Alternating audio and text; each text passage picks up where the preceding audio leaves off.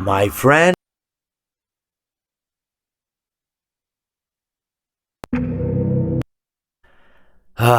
It seems that you have met your end.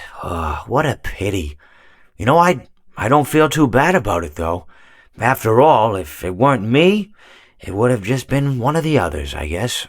I'm honestly just glad to be out of those air ducts.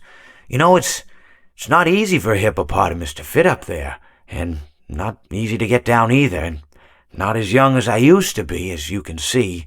I used to be able to do all the sorts of things. You're young, you're vibrant, you have that sort of pep in your step.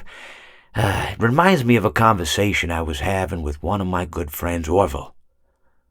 We were having a nice picnic one day. I believe it was summer. No, perhaps it was...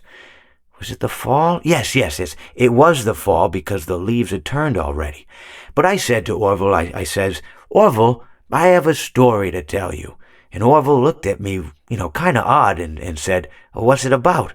I said to him, not every story has to be about something, Orville.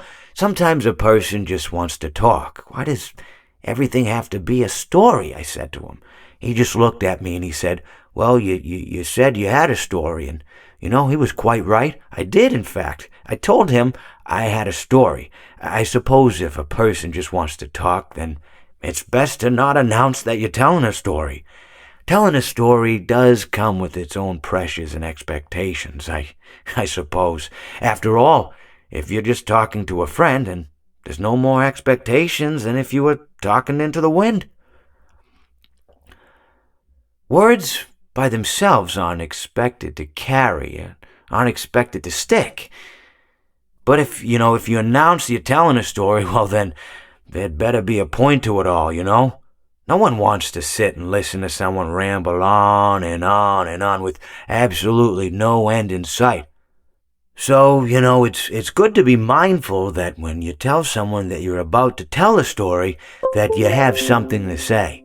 Telling someone that you're going to tell them a story is tantamount to asking them to stop what they're doing and pay attention.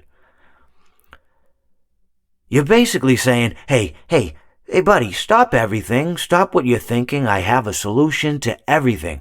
And, well, I didn't really have any story to tell. In hindsight, I probably just misspoke when I said that I had a story.